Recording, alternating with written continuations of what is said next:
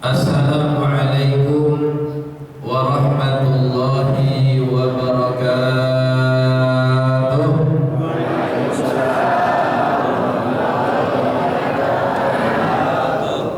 Bismillahirrahmanirrahim. Alhamdulillahi rabbil alamin, wa bihi nasta'inu ala umuri dunya waddin. Wassalatu wassalamu ala sayyidina Muhammadin wa ala alihi wa sahbihi ajma'in, amma ba'du. Subhanaka la ilma lana illa ma 'allamtana innaka antal alimul hakim. Rabbi shrah li sadri wa yassir li amri wahlul 'uqdatam min lisani yafqahu qawli. Rabbi zidna ilma warzuqna fahma wa alhiqna bis salihin. Amin ya rabbal alamin. Ma'asyiral hadirin, bapak-bapak, ibu-ibu, saudara-saudara jamaah ta'lim subuh Masjid Jami Nurul Falah rahimahumullah. Yang kami hormati Ketua DKM Masjid Jami Nurul Falah Ustaz Uus Firdaus beserta seluruh jajarannya. Yang kami hormati para penasehat DKM Masjid Jami Nurul Falah seluruhnya. Mohon maaf tidak kami sebutkan satu persatu, namun tidak mengurangi rasa hormat kami, beserta para guru yang lainnya, para orang tua, para tokoh masyarakat, hadirin wal hadirat, bapak-bapak dan ibu-ibu sekalian rahimakumullah. Alhamdulillah, pada hari ini kita masuk kepada Ramadan di pertengahan kedua, di mana kita sudah melewati 10 hari yang pertama di bulan suci Ramadan. Maka di saat ini kita harus bisa mengevaluasi diri kita. Sudahkah Ramadan yang kita jalani di tahun ini, di 10 hari pertama yang sudah berlalu, itu sudah menjadikan diri kita lebih dekat dengan Allah atau makin jauh dengan Allah? Sudahkah Ramadan yang kita isi pada 10 hari yang pertama yang sudah berlalu, sudahkah menjadikan diri kita ini lebih banyak ibadahnya atau makin semangat hilang daripada ibadahnya? Maka kita sekarang ini harus mengevaluasi. Jika seandainya kita makin kesini bukan makin bagus, malah makin kurang bagus, ini ada apa? Karena Ramadan itu, kalau seandainya ada ulama yang menyebutkan puasa atau tarawih di malam pertama keutamaannya ini, puasa atau tarawih pada malam kedua keutamaannya itu, puasa pada malam pertama pada hari ketiga dan malam ketiga tarawihnya keutamaannya begini. Maka ketika ulama ada yang membagi dan menyebutkan tentang keutamaannya, makin hari makin mendekati daripada hari akhir Ramadan, keutamaannya itu akan lebih besar daripada pada awal-awal Ramadan. Makanya kalau seandainya tarawih kita bisa lihat awal penuh, makin kesini makin terlihat kemajuannya. Lagi saya malam pertama tuh, bagi jadwal pertama malam ke-7 kalau nggak salah, saya datang ke sini, ibu-ibunya masih di luar.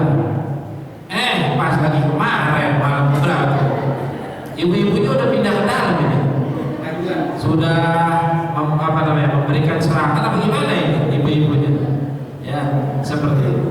Maka ini kita yang sudah ada di sini harus bisa menjaga semangat kita di Ramadan, harus bisa melakukan evaluasi agar Ramadan yang penuh dengan keberkahan ini menjadikan diri kita lebih dekat dengan Allah, menjadikan diri kita mendapatkan ampunan Allah, menjadikan diri kita mendapat semua keberkahan Ramadan, dan kita keluar dari bulan suci Ramadan nanti mendapatkan predikat takwa dari Allah Subhanahu wa taala. Amin ya rabbal alamin. Sebagaimana kita maklum, Ramadan itu banyak keutamaannya. Betul ya, Pak? Betul ya, Pak? Guru-guru kita udah sering menyebutkan. Ada disebutkan daripada hadis Nabi sallallahu alaihi wasallam, daripada keutamaan bulan suci Ramadan itu, anna abwabas sama wa abwabal jannati tuftahu kullaha fi Ramadan. Bahwasanya pintu langit dan pintu-pintu surga dibuka sama Allah Subhanahu wa taala semuanya. Pintu langit di mana melalui langit itu Allah Subhanahu wa taala menurunkan rahmat dan keberkahannya kepada kita, dan pintu-pintu surga di mana kita semuanya ingin kembali kepada Allah di akhir hayat kita nanti. Tempat kembali kita adalah surganya Allah. Pada bulan Ramadan ini dibuka seluas-luasnya. Apa maksud daripada pintu surga dibuka seluas-luasnya?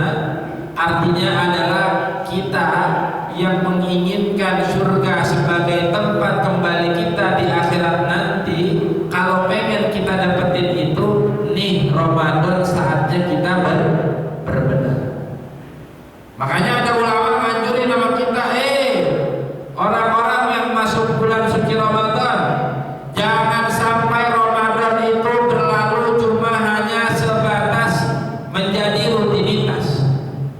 Ya, kita dari kecil sampai sekarang ada yang sudah mendapati Ramadan 20 kali. Ada yang sudah mendapati Ramadan 30 kali.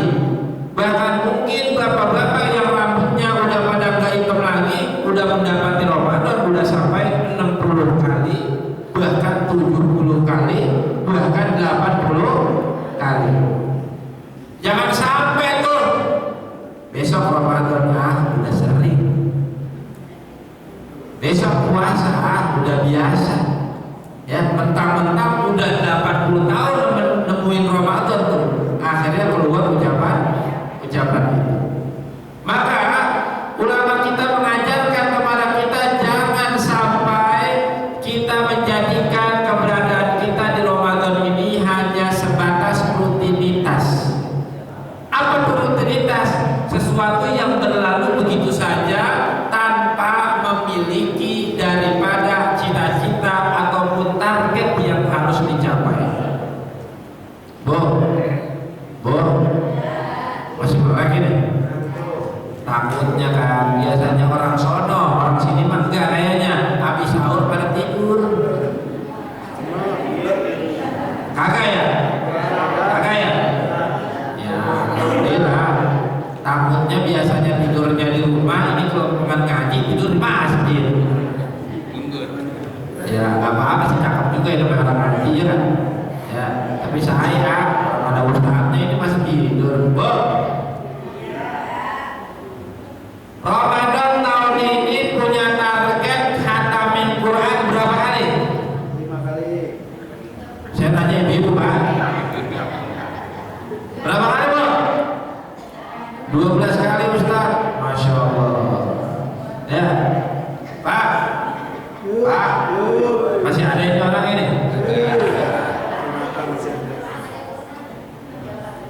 Ramadan kita yang kita dapetin ini, kita harus punya target, kita harus punya cita-cita yang harus kita gapai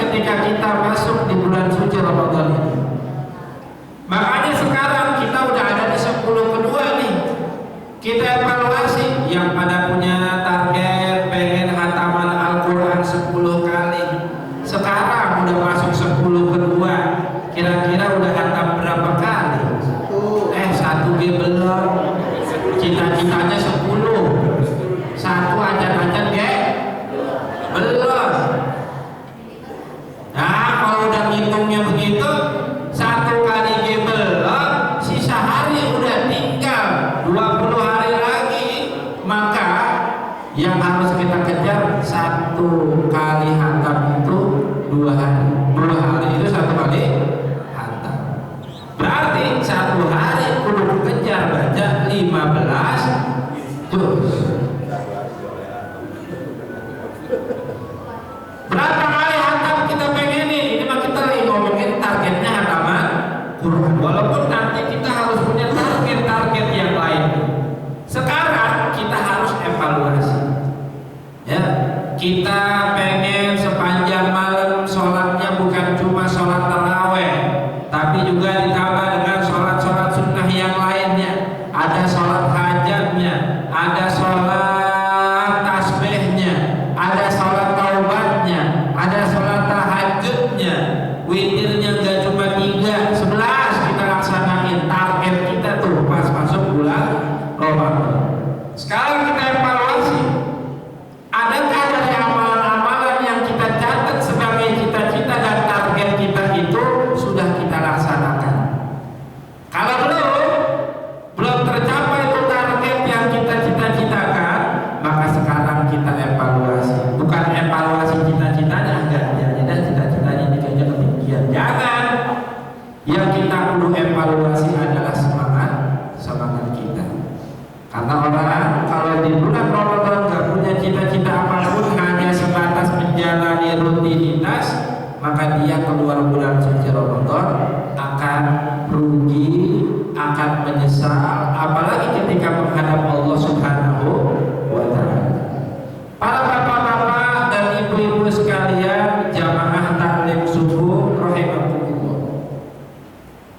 Dan di bulan suci Ramadan, selain daripada pintu surga dibuka seluas-luasnya oleh Allah Subhanahu wa Ta'ala, pintu neraka juga ditutup sama Allah Subhanahu wa Ta'ala. Wa tughlaqu abwabun nar.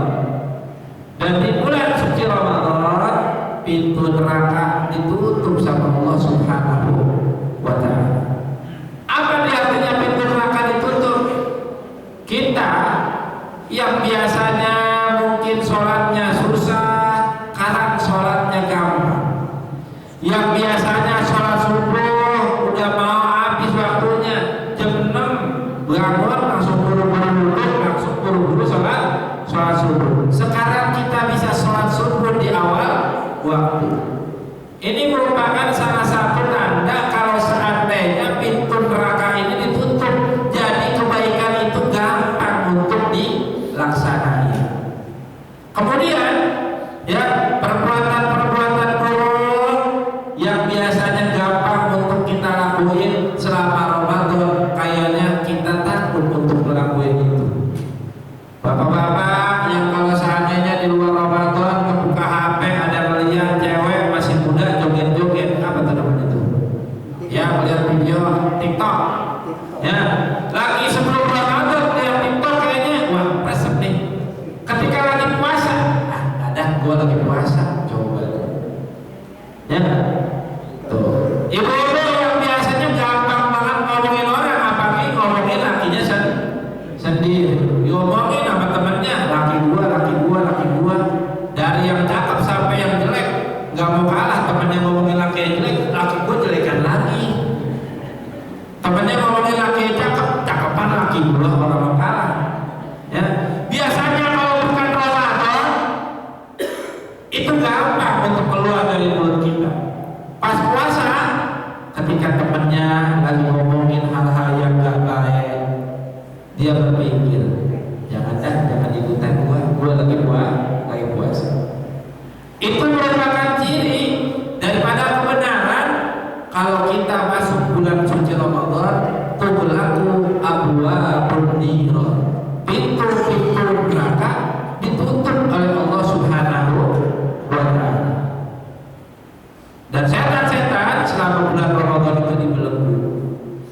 Makanya ketika masuk bulan Ramadan, apalagi sekarang kita udah mau masuk pertengahannya, kita di antara target yang harus kita capai itu adalah kita harus bisa berubah. Kita harus bisa berubah. Berubah apa nih? Berubah dari mulai sikap kita yang biasanya tukang marah-marah.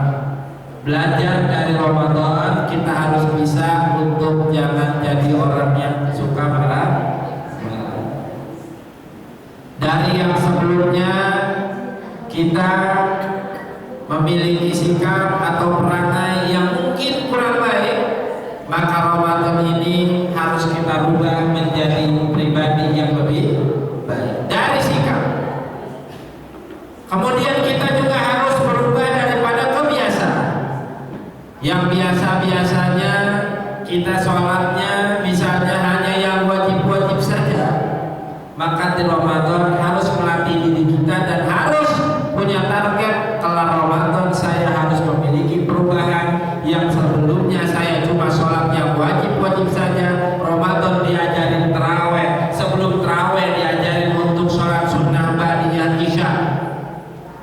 Kita habis itu sholat terawih, sholat witir. Setelah Ramadan, biasanya Ramadan itu sampai sholat sunnah 23 rakaat. Setelah Ramadan harus nambah, harus menjaga kebiasaannya. Ya. Jadi habis Ramadan masih boleh Ustaz kita sholat sunnah terawih, kagak boleh, kagak ada tempatnya. Habis Ramadan kita ganti porsi terawihnya kita dengan melengkapi witir kita. Yang biasanya witirnya cuma dilaksanain 3 rakaat atau bahkan pelit banget witirnya cuma 1 rakaat. Apa ada ustaznya akan jelasin apa-apa ibu sholat witir 1 rakaat. Emang kagak apa-apa yang namanya witir, ya kan? Minimal 1. Tapi witirnya 11. Akhirnya gara-gara kita dikata boleh witirnya 1, kita sholat witir 1. Ya, sama tuh kayak ngisiin kotak amal, abang-abang yang namanya ngisi punya celetak juga kagak apa-apa. Akhirnya ngisinya celetak dulu. Ya apa tuh celetak? Isi duitnya cepetan. Masih cakep cepetan yang merah ya. Ini mereka yang koin. Ya coba ya. Seperti itu. Makanya nih, ya biasanya kita di bulan sebelum Ramadan sholat sunnah kita dikit, yang wajib-wajib doang kita laksanain. Kita harus bisa berubah diri dengan adanya Ramadan. Selepas Ramadan nanti kita bukan hanya yang wajib-wajib, tetapi yang sunnah-sunnah pun kita laksanakan. Saya pengen tanya, ada nggak orang sholat isya jamaah, habis itu orang-orang pada ba'diyah, dia duduk aja. Habis ba'diyah orang terawih dia ikut terawih, ada nggak? Ada nggak? Ada nggak? Sekarang saya pengen tanya, terawih sama ba'diyah gedean mana pahalanya? Gedean mana pahalanya? Nah, kalau ada orang dia ngelaksanain terawih tapi ba'diyah isya kagak dilakuin, kayak ibu lagi jalan-jalan tuh, baik jalan-jalan ke pasar tabung, ke mall ada tukang emas, ya laki nawarin tuh ada emas mau kagak? Tukang emas bukan milik emas, milik apa tuh? Milik perak lah, ya yang harganya lebih murah daripada harga. Makanya jangan sampai tuh kita, ya tuh, makanya nih kita salah satu yang harus diperbaiki, yang harus kita target dalam rangka perubahan itu adalah kita harus membiasakan diri melaksanakan sholat bukan hanya yang wajibnya tetapi yang sunnah-sunnahnya, yaitu wabil khusus sholat sunnah rawatib. Dalam kitab Taqriratus Salidah disebutin bahwa urutan sholat sunnah itu ada keutamaannya. Yang paling tinggi ternyata sholat sunnah itu sholat sunnah Id, paling tinggi itu turunannya nomor 1. Makanya boleh jadi orang-orang kalau seandainya sholat yang lain dan agak sholat, dia sholat Id paling dulu, ya kan? Setahun sekali, ya kan? Kalau sholat wajib paling tinggi udah itu mah, kagak ada yang kagak ada yang bisa ngalahin daripada sholat sunnah. Tapi kalau setelah sholat wajib, mana sholat sunnah yang pahalanya paling tinggi? Sholat sunnah yang paling tinggi pahalanya sholat Id, ya lebih lebih utama Idul Adha daripada Idul Fitri. Tapi penting. Kemudian setelah sholat Id, sholat apa? Setelah sholat Id yang nomor 2 itu adalah sholat sunnah rawatib. Apa sholat sunnah rawatib? Sholat sunnah yang mengiringi daripada sholat fardu. Qabliyah, subuh, badiah, enggak ada ustaz badiah subuh. Ya, qabliyah subuh, badiah johor, qabliyah johor, qabliyah asar, badiah maghrib, ya kan? Enggak ada badiah asar ya. Qabliyah maghrib, qabliyah isya, badiah isya. Ustaz, emang ada qabliyah maghrib? Qabliyah maghrib memang bukan termasuk di antara sholat sunnah yang muakkad. Bukan sholat sunnah yang sunnahnya ini dikuatkan. Tetapi Nabi Shallallahu Alaihi Wasallam pernah bersabda bahwasanya likulli sholatin, tiap-tiap sholat itu ada sholat pengiringnya, alias ada sholat qobliyahnya. Ya, maka kagak ada tuh. Ya, mentang-mentang asal kagak ada badiahnya, kagak ada qobliyahnya juga, enggak. Qobliyah asal ada, makanya qobliyah maghrib pun ada. Cuma kadarnya bukan termasuk di antara sholat-sholat yang sunnahnya sunnah muakkad. Jadi boleh kita sholat qobliyah maghrib? Lah boleh. Ya, karena Nabi mengajarkan bahwasanya setiap sholat-sholat fardu itu ada pengiringnya. Ibarat kata ada gerbang pembukanya. Maka kalau kita mau masuk kepada satu sholat fardu, maka kita awali dengan sholat sunnah. Maka kita selama Ramadan ini harus bisa berubah. Kenapa harus bisa berubah? Karena kalau kita ada di bulan Ramadan, berubah itu gampang.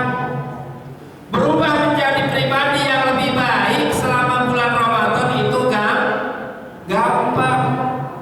Maka kalau kita nggak maksimalin diri selama bulan Ramadan itu untuk berubah, maka pada bulan-bulan yang lainnya itu kita akan lebih susah untuk berubah diri. Makanya kalau kita lihat artis biasa yang nggak pakai kerudungan, Ramadan dia pakai kerudungan, ya kan? Walaupun banyak kelar Ramadan lepas lagi itu kerudungannya, ada ya? Ada. Ya. Giliran Ramadan sholat ibadah di masjidnya itu apa namanya? Rajin. Giliran udah kelar Ramadannya hilang lagi tuh kebiasaan, ada nggak? Ya ada, walaupun itu pun bagus, ya seperti itu. Tetapi ya buat kita itu harus menjadi target. Apa tuh targetnya? Kita harus bisa merubah diri, dan selama bulan Ramadan itu di mana keberkahan dan kebaikan itu menjadi satu hal yang mudah, kita maksimalkan untuk menjadi tempat kita berubah menjadi pribadi yang lebih baik. Bapak-bapak dan ibu-ibu sekalian, jamaah taklim subuh rahimakumullah. Ramadan adalah syahrul siyam. Apa itu syahrul siyam? Bulan kita berpuasa. Kita apa benar Ramadan itu syahrul siyam. Tapi pada kenyataannya banyak orang yang menjadikan Ramadan itu bukan syahrul siyam, tetapi menjadi syahrul to'am. Apa itu syahrul to'am? Bulan makan, ya kan? Abang-abang siang yang puasa, giliran kita buka makanan, seadanya makanan kita masukin ke mulut kita masukin ke perut kita. Ya, mentang-mentang siang yang puasa, kita pilih tuh makanan-makanan yang enak-enak sampai kita lupa, bahkan kelar bulan kita hitung-hitung selain Ramadan pengeluaran segini, di bulan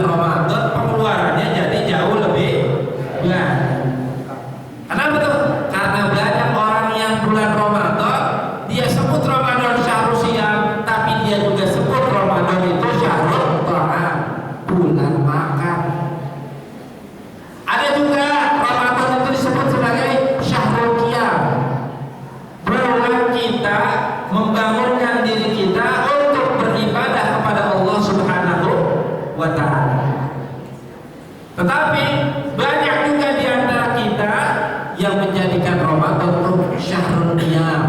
Apa itu syahrul niyam? Bulan banyak tidur. Bu, tidur Ramadan ibadah bukan? Kata siapa?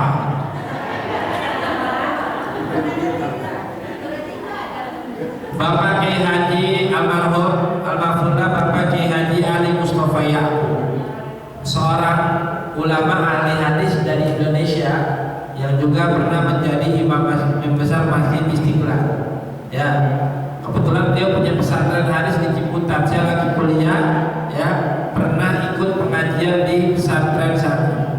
Dan beliau pada saat Ramadan itu sering menyampaikan tentang banyaknya hadis-hadis palsu yang berkeliaran. Beliau bukan rombongan-rombongan yang anti tahlil, beliau maulid, tapi beliau suka memberikan apa namanya?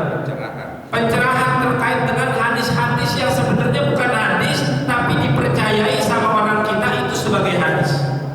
Salah satunya adalah, ya, yang dipercayai sama orang kita ini hadis adalah naumu as-shaim ibadah. Tidurnya orang yang berpuasa itu ibadah.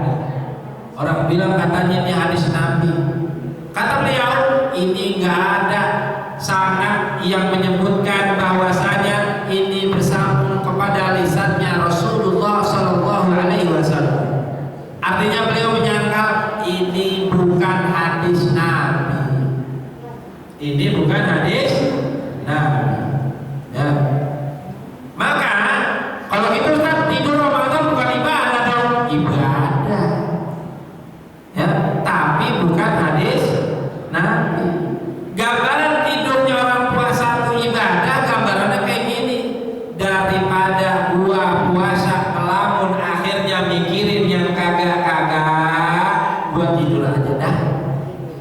Ya, kalau puasa mikirin kagak-kagak, ngomongin yang kagak-kagak, yang ada puasa nanti pahalanya pada hilang. Daripada pahala puasa gua hilang, gua tidur aja dah sepanjang puasa. Tuh, niatan tidur yang niatnya kayak gitu jadi pahala, tapi bukan ibadah yang sekonyong-konyong kita bisa sebut dan menjadikan rutinitas. Kalau seandainya lagi puasa banyakin tidur aja, tidur pas puasa itu ibadah. Akhirnya banyak orang-orang yang selama Ramadan malam-malam melek, kagak ibadah, korkor sengaja. Kenapa? Nanti habis subuh gua tidur, bangun johor, nanti johor, ngapain? Sholat johor, habis itu tidur lagi. Habis itu bangun asar, habis itu tidur lagi. Bocah tuh biasa bocah begitu. Ya, di tempat saya bocah kalau puasa sampai malam di masjid. Ya, makanya pengurus TKM ini apa? Diamanahin sama Pak RW. Ya, bocah kalau di masjid bagian dah. Tapi ingat, pengurus TKM kalau buka pintu masjid buat bocah pada begadang, pada ibadah Ramadan, pada ngidupin masjid Ramadan, pasti itu bocah jangan kemana-mana. Karena mahal banyak banget orang pada bocah kalau Ramadan asal tidak puasa ya pada tawuran, asal tidak puasa RT RW kayaknya ada laporan warga lu nih ada di kantor polisi. Makanya RW saya selalu pesan, boleh nggak bocah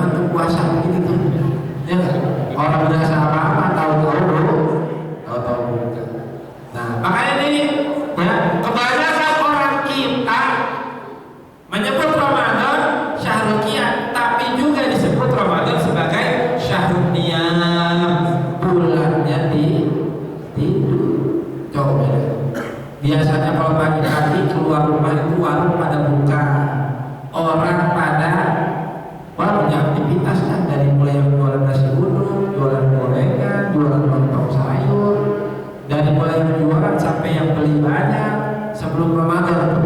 Biar Ramadan kalau pagi-pagi sepi, ya kan? Saya bukan komentarin masalah orang yang jualan pada kagak ada, bukan. Masalahnya yang saya lagi komentarin ini adalah orang Ramadan banyak kan pada tidur. Biasanya pagi-pagi jalanan rame, ini pagi-pagi jalanan sepi. Nah, buat orang-orang yang pagi-pagi pada doyan tidur, nih ada satu sabda dari Nabi Shallallahu Alaihi Wasallam. Kata Nabi Shallallahu Alaihi Wasallam, naumatus subhi turidul faqr. Orang yang doyan tidur pagi-pagi turidul faqr akan menyebabkan dia menjadi orang fakir.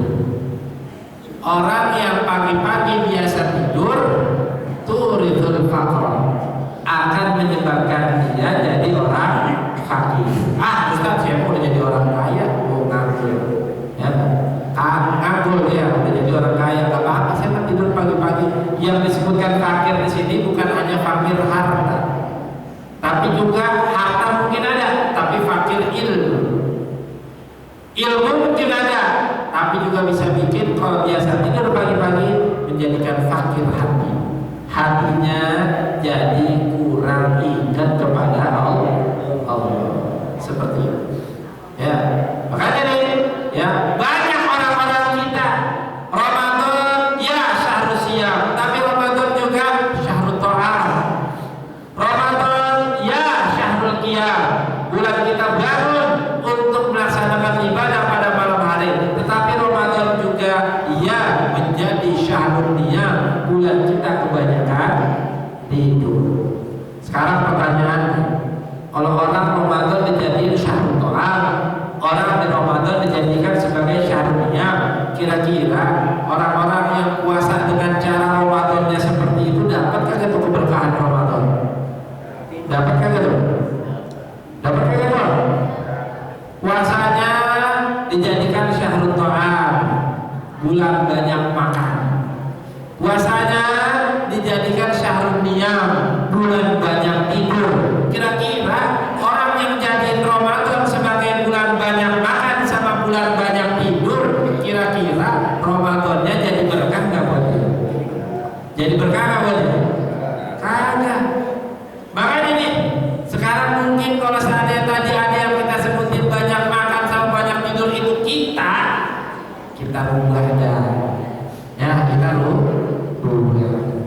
Mumpung Ramadannya masih banyak, mumpung Ramadannya masih ada kurang lebih 19 hari lagi, tinggal hitung dah nanti tanggal 29 apa namanya, hilal nongol apa kagak.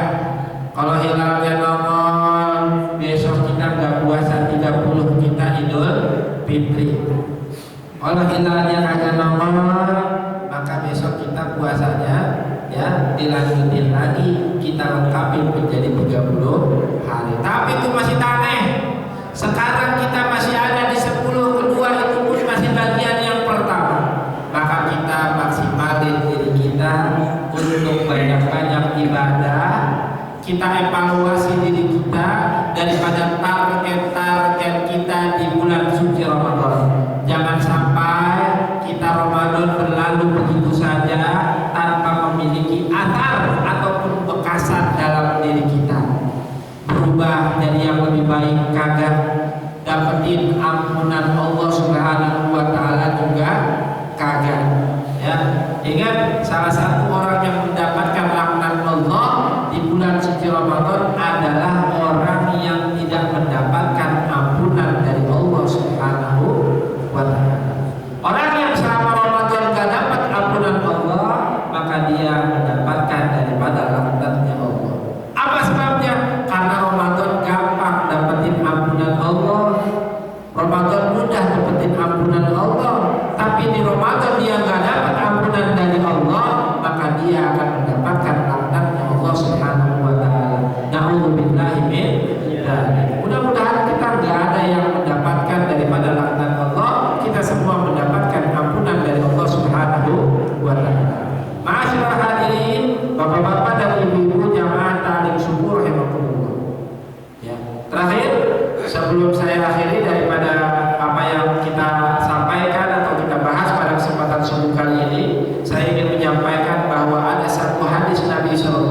alaihi wasallam, di mana Nabi Shallallahu alaihi wasallam pernah bersabda, "As-siyamu junnatun ma lam yahridha." Dan Nabi Shallallahu alaihi wasallam, puasa itu akan menjadi perisai dari api neraka, akan menjadi penghalang bagi kita daripada api neraka malam yahrikha, selama kita tidak merobek daripada puasa yang kita lakukan. Kemudian wakila, ada yang bertanya kepada Rasulullah, bima yahrikha ya Rasul, siapa orang yang merobek puasa, dengan cara apa dia merobek puasanya? Maka Nabi Shallallahu alaihi wasallam bersabda, menjawab daripada pertanyaan ini, bikan bin al-ghibati, dengan berbohong dan juga melakukan perbuatan ghibah, membicarakan orang lain.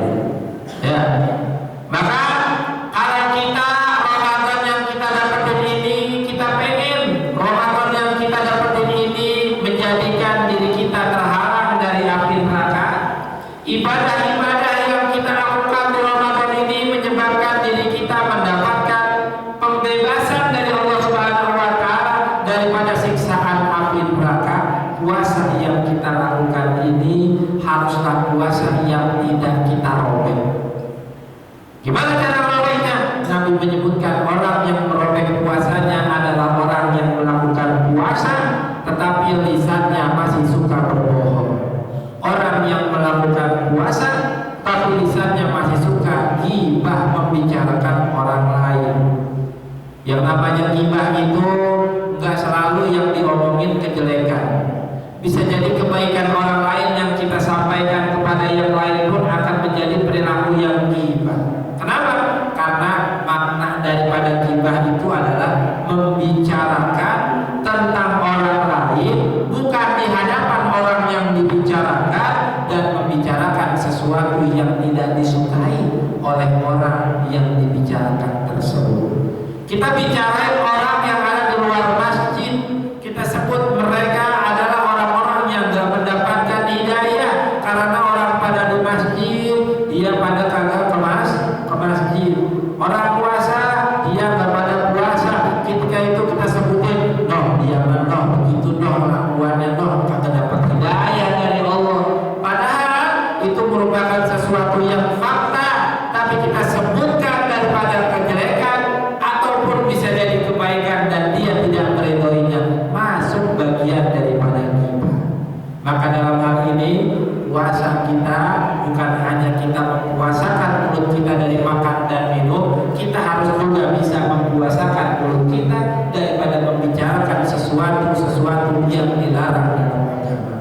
Bolehlah kita puasa juga, kita puasa ngomong, kita puasa daripada melakukan perbuatan-perbuatan yang jelek, ya, dengan harapan puasa kita aman, puasa kita itu terjaga daripada yang membuat puasa kita itu hilang keutamaannya. Dan mudah-mudahan apa yang saya sampaikan ini ya menjadi satu pencerahan buat kita, sehingga Ramadan yang kita lalui ini ya dari awal sampai akhir, bila pun seandainya ini menjadi Ramadan terakhir yang kita dapetin, mudah-mudahan Ramadan ini menjadikan bekal utama untuk kita kembali kepada Allah Subhanahu wa taala. Ya, disebutkan bahwasanya Ramadhanu ila Ramadhani mukaffiratun lima bainahuma. Ramadan satu dengan Ramadan yang lain itu akan menjadikan penghapusan dosa di antara keduanya, ya, ila wujudun ibadah kabair, selama tidak melakukan dosa-dosa besar.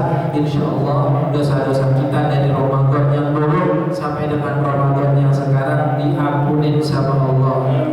Orang yang maksimalin Ramadan tahun ini dia mati, insyaallah matinya masuk surga, matinya husnul khotimah. Amin ya Allah. Mungkin ini yang dapat saya sampaikan, kurang dan lebihnya saya mohon maaf. Ada Allah wa iyyakum ajmain. Assalamualaikum warahmatullahi wabarakatuh. Demikian orang yang materi kajian subuh yang sudah disampaikan oleh guru kita Ustaz Mahfud PDI. Intinya kita muhasabah, evaluasi terhadap puasa yang kita laksanakan, apakah termasuk sahrul siyam atau sahrul ta'am, apakah masuk kategori sahrul qiyam ataukah sahrul qiyam, dan juga tentang keutamaan daripada bulan suci Ramadan. Dari penjelasan yang sudah disampaikan, kami berikan untuk 2 termin pertanyaan. Pertanyaan pertama kepada ibu-ibu, kalau ada yang bertanya diperkenankan, silakan. Ya, silakan langsung saja. Assalamualaikum warahmatullahi wabarakatuh. Waalaikumsalam. Ada Ustaz, kan biasanya kalau saya tuh ya sholat sunnah di rumah karena sholat tarawihnya udah witir. Tadi kan kata Ustaz sholat tarawih witir harus 11 rakaat. Maksudnya saya tuh kadang udah sholat witir lagi, misalnya sholat tahajud di rumah karena tadi udah witir tarawih itu, maksudnya tuh amalnya apa, mengurangi apa gimana gitu Ustaz? Ya, sholat witir di rumah, kalau di masjid misalnya sudah taraweh dan udah witir, di rumah ini kita udah sholat tahajud, apa perlu witir lagi, apa nggak usah, gitu gimana gitu maksudnya? Oke, silakan langsung dijawab Ustaz. Nanti termin kedua untuk bapak-bapaknya. Sholat witir. Ustaz, gimana kita udah witir tadi tarawih? Apakah kita perlu untuk melengkapi? Kalau kita nggak lengkapin, kira-kira kita kurang aja tuh ibadah malamnya. Nah, tadi kayak sampaikan bahwasannya witir itu minimal atut, tapi yang atut pelit, ya nggak? Makanya kita ambil tengah-tengah 3 dah, ya nggak? 3. Jadikan 3 itu sebagai kebiasaan kita dalam berwitir. Dan Nabi SAW melakukan witirnya sampai dengan 11 rakaat, maksimal witir itu adalah 11, seperti itu. Nah, pertanyaannya, kita udah witir di masjid 3, maka perlukah kita menambahkan witir lagi? Jawabannya itu adalah boleh menambah witir lagi, bila pun tidak tak apa-apa. Kita malamnya kita pengen sholatnya bukan witir, kita pengen sholat yang lain, boleh gak? Boleh. Tapi kalau sekali kita mau lengkapin witirnya jadi 11, boleh gak? Boleh. Ya, seperti itu. Ya, jawabannya boleh, karena itu merupakan daripada ibadah yang Nabi Shallallahu Alaihi Wasallam laksanakan. Meskipun prakteknya Nabi enggak 3 baru nambahin 8 lagi, enggak. Prakteknya Nabi witirnya 11, ya dilaksanakan 11 dengan mengakhirkan witirnya dengan bilangan yang ganjilnya, seperti itu. Namun seandainya kita mau melengkapi, kita sudah 3 kemudian kita tambahin 8 lagi, boleh. Malam-malam kita nggak witir lagi karena tadi udah witir, kita mau ganti dengan malam-malam tambahin tahajud, tambahin sholat tasbih, tambahin sholat hajat, tambahinnya sholat istikharah, boleh nggak? Boleh, ya seperti itu. Nah, mudah-mudahan jadi penjelas.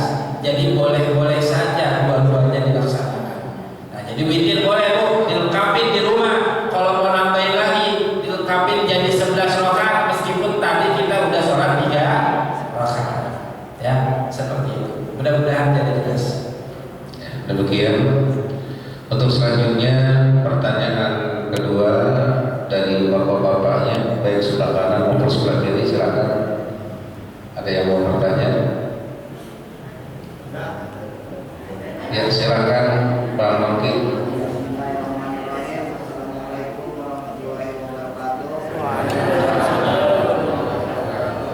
Di dalam bulan Ramadan banyak banget hal-hal yang mengganggu dalam ibadah puasa kita. Yang saya pertanyakan, di dalam puasa saya bertugas keluar kota. Saya minta izin sama istri, lalu saya mencium istri. Apakah puasa saya batal?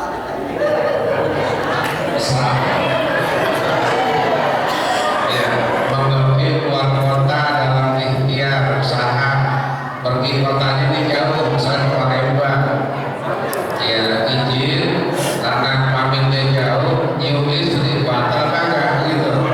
Ya, ini pertanyaan luar biasa, langsung dijawab Ustaz oleh teman-teman.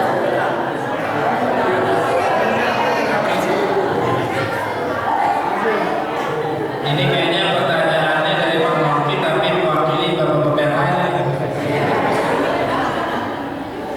Bismillahirrahmanirrahim. Jadi Nabi pernah bersabda bahwasanya faidza kana yaumu shaumi ahadikum fala yarfuth wa la yafsuq wa la yajhal.